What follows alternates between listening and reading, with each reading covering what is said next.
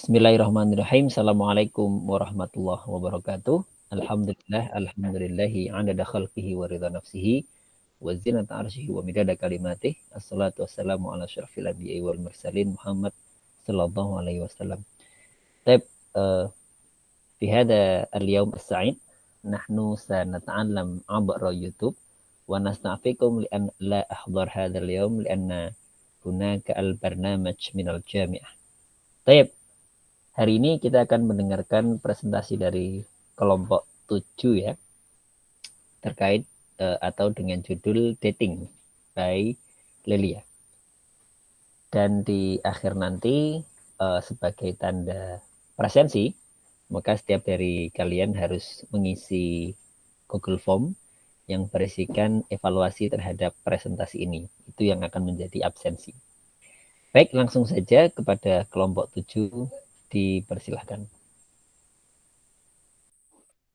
Baik, terima kasih Ustadz waktunya. Assalamualaikum warahmatullahi wabarakatuh. Waalaikumsalam. Waalaikumsalam warahmatullahi wabarakatuh. Alhamdulillahirabbil alamin.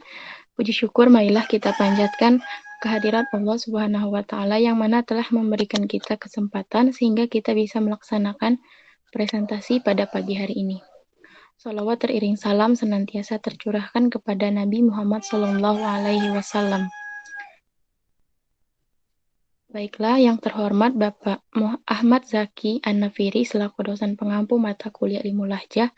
Sebelumnya, izinkan saya memperkenalkan kelompok kami dulu. Saya sendiri Bella Herpera sebagai moderator dan Natajah Warosati Zularsi sebagai pemateri pertama, Fatia Zubah Hafizah sebagai pemateri kedua, Muhammad Abdul Hamid sebagai pemateri ketiga, dan Kuni Takia sebagai pemateri keempat. Sebelum itu, saya ingin menjelaskan bahwasanya di dalam presentasi kali ini kami membagi 4 pokok pembahasan. Yang pertama yaitu ada about Tunisia, atau di sini akan dijelaskan apa profil negara Tunisia dan juga kehidupannya. Yang kedua ada praktik lahjah, kami akan membacakan sebuah teks dengan dialek Tunisia. Yang ketiga ada matching. Di matching ini ada beberapa kosakata dari teks yang kami baca sebelumnya. Dan yang keempat ada main idea dan true or false. Di sini ada penjelasan pokok pembahasan dari teks yang kami baca dan beberapa pertanyaan true or false. Baik, langsung saja untuk mempersingkat waktu kepada pemateri pertama, disilakan. Bismillah. Sebelumnya, apakah suara saya terdengar jelas? Terdengar. Baik, untuk profil negara Tunisia. Nama negara Republik Tunisia, or Republic of Tunisia Al-Jumhuriyah at-Tunisia, dengan bentuk negara yaitu republik, lagu kebangsaan Haumat El-Hima, or The Nation Guardian, pelindung tanah air, dengan suku bangsa, yaitu terdiri dari 98% Arab, 1% Eropa, kemudian 1% Yahudi dan lainnya. Agama di Tunisia, 98% Islam, yaitu mayoritas Muslim Sunni, 1% Kristen, kemudian 1% Yahudi dan lainnya. Mata uang negara Tunisia menggunakan dinar, yaitu dinar Tunisia atau Tunisian dinar, dengan sistem pemerintahan yaitu unitary semi-presidensial.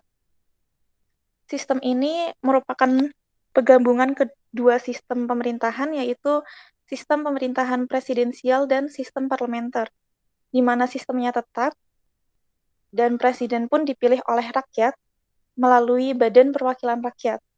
Tetapi dalam pelaksanaannya, presiden itu melaksanakan kekuasaan bersama-sama dengan Perdana Menteri. Karena dua pemerintahan ini bergabung, maka pemerintahan untuk kepala pemerintahan itu sendiri dipegang oleh Perdana Menteri dan untuk kepala negara sendiri itu dipegang oleh presiden. Kemudian luas wilayah negara Tunisia. Luas wilayah negara Tunisia yaitu sekitar 162.155 km persegi dengan jumlah penduduk sekitar 10.777.500 jiwa. Next. Kehidupan masyarakat di Tunisia. Tunisia itu negara bekas jajahan Prancis. Nah, efeknya apa? Efeknya adalah kultur di Tunisia itu kental dengan pengaruh Barat. Dilihat dari gaya hidupnya, itu nyaris mengkopi, menyerupai masyarakat Barat, yaitu bebas dan egaliter, yaitu sama rata. Mereka tidak membedakan status sosial secara hierarki. Nah, konon, negeri-negeri yang dijajah Prancis, selain kehilangan kekayaan material atau gold, juga kehilangan identitas asli atau kebudayaannya. Nah, negara serupa bisa disebut seperti Maroko atau Maghribi, Aljazair, dan Libya. Gaya hidup mereka itu tidak jauh berbeda dengan orang Turki. Orang itu mau mengenakan pakaian apa saja ya boleh. Bagi perempuan yang mau berhijab juga boleh. Mengenakan niqab pun juga tidak dilarang. Memakai pakaian kasual sopan juga dipersilahkan. Dan kita juga dapat menjumpai orang-orang yang berpakaian terbuka di sana. Seperti yang tertera di sini adalah yang memakai tank top juga tidak sedikit. Demikian, saya kembalikan ke moderator. Baik, terima kasih kepada pemateri pertama. Selanjutnya, materi kedua, kepadanya disilakan. Terima kasih kepada moderator. Bahasa Arab di Tunisia. 1. Bahasa Arab Tunisia atau bahasa Tunisia adalah sebuah set dialog Arab Maghribi yang dipakai di Tunisia. Kedua, bahasa tersebut dikenal oleh 11 juta pemakainya sebagai tonusi atau derja, yaitu bahasa sehari-hari yang membedakannya dari modern standar Arabik sebagai bahasa resmi Tunisia. 3. Sebagai sebuah dialek kontinum, Tunisia bergabung dalam bahasa Arab Aljazair dan bahasa Arab Libya, morfologi, sintaksis, pengucapan, dan penyebutan Arab Tunisia dianggap berbeda dari modern standar Arabik ataupun bahasa Arab klasik. Keempat, seperti dialek Arab Maghribi, pada umumnya bahasa ini memiliki pengucapan yang sebagian besar signifan dengan sejumlah kata Berber, serta beberapa turunan kata dari bahasa Prancis, Turki, Italia, dan bahasa di Spanyol. Persamaan dan perbedaan MSA dan bahasa Amiyah di Tunisia. Persamaan bahasa Arab Fusha dan Amiyah Tunisia. Contohnya yaitu Assalamualaikum yang memiliki arti keselamatan atas kalian semua. Contoh yang kedua, Ahlan wa Sahlan yang memiliki arti selamat datang. Contoh yang ketiga, Mabruk yang memiliki arti selamat. Perbedaan bahasa Arab Fusha dan Amiyah Tunisia. Dalam bahasa Arab Fusha, contoh kalimat kaifa haluk, sedangkan bahasa Amiyah Tunisia, Ishnah walak, yang memiliki arti apa kabarmu. Contoh yang kedua, dalam bahasa Fusha, Alhamdulillah bi khair, sedangkan dalam bahasa Amiyah Tunisia, labas Alhamdulillah, yang memiliki arti kabar baik. Demikian dari saya kembalikan kepada moderator. Baiklah, terima kasih kepada pemateri kedua. Selanjutnya kita akan melakukan praktik lahja atau dialek Tunisia. Pada Natazia Warosati Zul Arsi disilakan.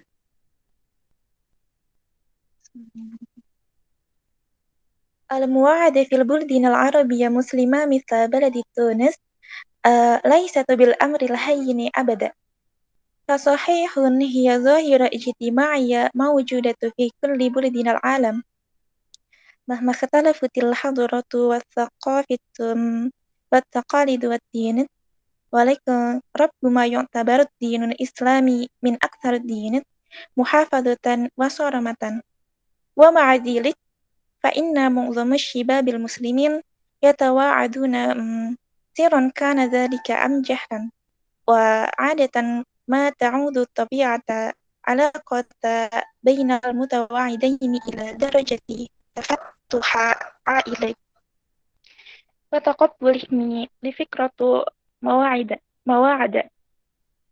في تونس في تونس مثلا نجد ثلاث أنواع من العقل لدى عائلة. فما أن تكون عائلة متحررة ومتفتحة وقابلة لموضوع المواعدة بدون أدنى إشكال. Baik, yang kedua Kunisakiyah disilakan. حيث يرحب الآباء بأصدقاء بناتهم أو صديقات أبنائهم حتى في غياب علاقة رسمية كالخطبة، وتتسم العلاقات بين العائلة والمتواعدين في هذه الحالة بالصديقة والانسجام إلى آخره. وهنالك العائلة المتشددة أو المتطرفة دينيا، وهي تلك التي لا تقبل فكرة المواعدة بتاتا، بل وتعتبرها تعديا على العادات والحرمات ونوعا من التمرد الأخلاقي غير المسموح به على الإطلاق ومجلبة للخزي والغار. وقد يلجأ الآباء على العنف اللفظي وأحيانا الجسدي خاصة على الفتيات. Baik, terima kasih. Selanjutnya yang ketiga Muhammad Abdul Hamid. Disilakan. ففي مجتمعاتنا العربية يتمتع الذكور في الحرية الشخصية أكثر من الإناث، لذلك غالبا تعتبر المجتمعات العربية مجتمعات ذكورية بامتياز، حيث يسمح للذكر بالخروج ومعاداة الفتيات على عكس الإناث. وفي هذه الحالات على الطرفين أن يتخذ قرارا حاسما، فإما أن يتوجه كل ضغوط اجتماعية وينجح في محافظة على علاقتهما وإن كان ذلك في السر، أو أن يستسلم ويتدخل القيود الاجتماعية والدينية وينفصل، وهو ما يؤدي غالبا إلى ظواهر اجتماعية متخلفة كالزواج التقليدي، حيث تشرط الفتاة إلى القبول بزوج تختارها لها عائلتها.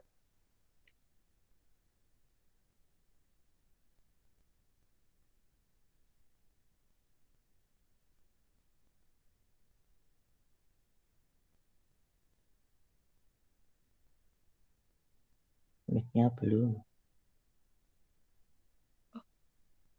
Maaf. Ternyata belum dibuka. وتفرض عليها العيسى معه بقية حياتها وهو ما ينتج انتهاء للحرية الفردية. أما النوع الثالث من عائلة تونسية فهي تلك التي تعمد الأجدال في تربية أبنائها كعائلة مثلا، حيث يكون شباب أحرارا في إقامة علاقتهم ولكن بظل تأثيرهم وإرشادهم المتواصل لهم حتى لا يحيد عن قيمه من اجتماعية أو دينية ويتسبب في إفساد السمعة العائلة أو ما شابه.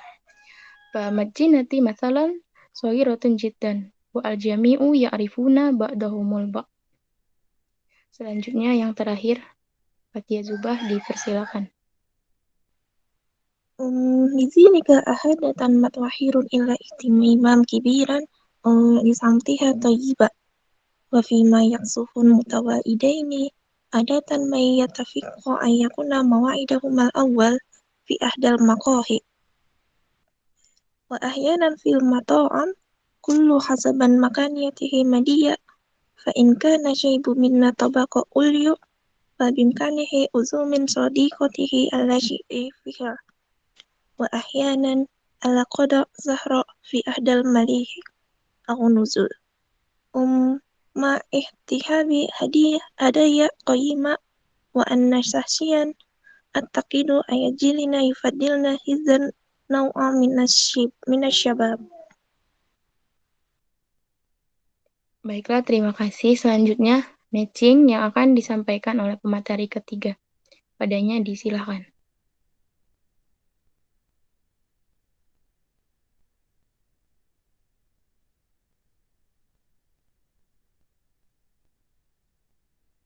Halo, apakah terhubung? Baik. Matching dari dating Lilia. Laisa abadan, laisa abadan. Bisa diartikan sama sekali tidak. Mahma penting.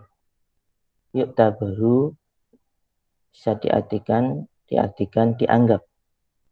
Wa ma'adzalik namun mu'dam kebanyakan kana dzalika baik itu atau ada dan ma biasanya hatta sehingga ila akhirihi dan seterusnya la batata tidak sama sekali bal lebih tepatnya waliban ma sering ala aksi berlawanan dengan fa'imma in au baik atau haitsu bermakna di mana in jika ana syaksian a'taqidu anna saya secara pribadi berpikir bahwa demikian dari saya kembalikan ke moderator. Baik, terima kasih. Selanjutnya, main idea dan true or false yang akan dibacakan oleh pemateri keempat. Kepadanya disilakan. Untuk main idea pada topik ini, yang pertama, Lilia menjelaskan mengapa berkencan tidak lazim dalam masyarakat Islam. Untuk poin kedua, Lilia membandingkan budaya berkencan di Barat dengan negara-negara Arab. Poin ketiga, Lilia menjelaskan bagaimana perbedaan sikap berkencan di antara generasi di Tunisia. Dan poin terakhir, Lilia menjelaskan bagaimana perbedaan sikap berkencan di antara keluarga dan kelas sosial di Tunisia.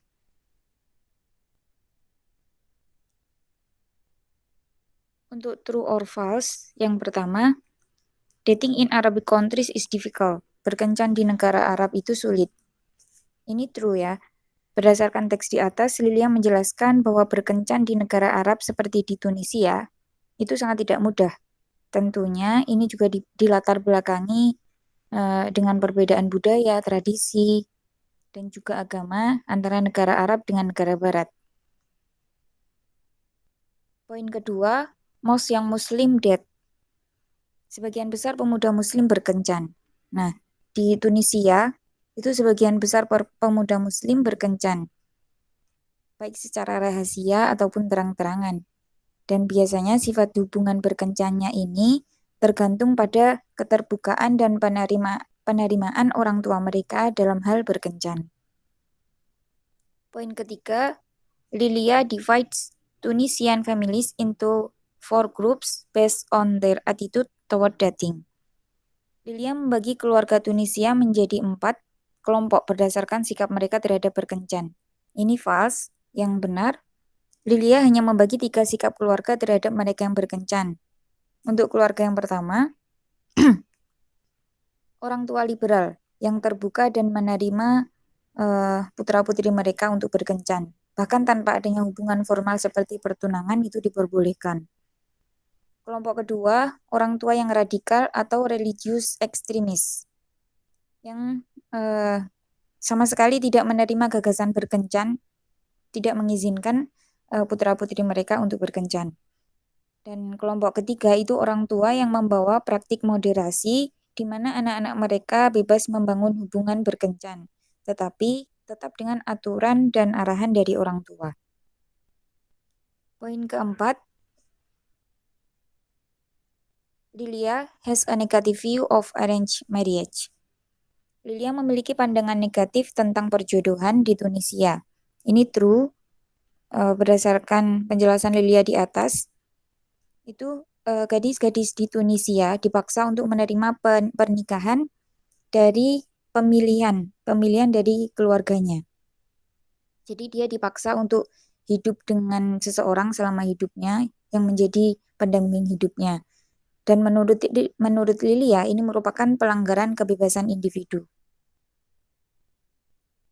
Poin terakhir, a young upper class Tunisian man might take his date to dinner and nightclub. Pria muda kelas atas mengajak pacarnya atau teman kencannya untuk makan malam dan pergi ke klub malam. Ini juga true. Disebutkan di teks di atas, pria muda kaya biasanya berkencan di restoran mewah dan menghabiskan malam mereka di klub atau hotel dan memberikan hadiah kepada pasangan mereka. Sekian dari saya. Selanjutnya saya kembalikan pada moderator. Baiklah, terima kasih kepada para pemateri. Tak terasa udah selesai ya. Jadi sekian dari kami. Saya selaku moderator mohon maaf apabila ada kesalahan. Kepada Allah saya mohon ampun. Kami akhiri. Wassalamualaikum warahmatullahi wabarakatuh.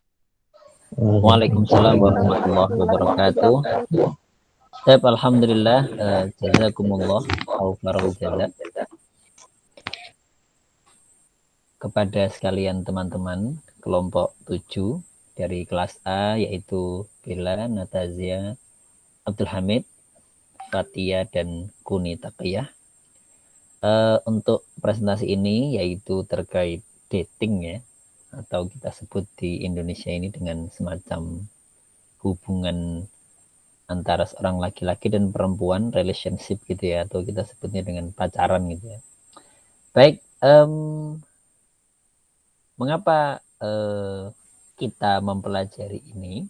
Tentunya karena materi kita adalah ilmu lahjah, dan Ustadz yakin setiap dari kita sudah dewasa gitu ya, sudah bisa memilah mana yang baik dan mana yang buruk, sehingga ini menjadi pengetahuan. Ini sangat penting sekali ya, karena banyak di antara kita yang tergerus, mudah terombang-ambing, meskipun identitasnya sebagai seorang muslim dan muslimah tidak cukup itu, namun sebagai seorang mahasiswa dan mahasiswi universitas swasta Islam, namun dalam praktik sehari-harinya banyak di antara kita yang belum melakukan atau mempraktikkan nilai-nilai keislaman. Dan ternyata itu tidak hanya terjadi di negara kita, namun juga di negara-negara Arab seperti yang dijelaskan oleh teman-teman kelompok 7 barusan ya. Jadi ini menjadi PR kita bersama kalau kita bicara terkait nilai-nilai keislaman, bahwasanya tantangannya itu tidak hanya di negara kita sendiri, namun tantangan dakwah internasional itu juga nyata adanya. Baik, itu saja untuk presentasi hari ini dari kelompok A. Kemudian teman-teman sekalian wajib untuk mengisi link Google Form setelah ini, dan itu sebagai bukti kehadiran. Kita cukupkan. Terima kasih atas perhatiannya. Assalamualaikum warahmatullahi wabarakatuh. Waalaikumsalam warahmatullahi wabarakatuh.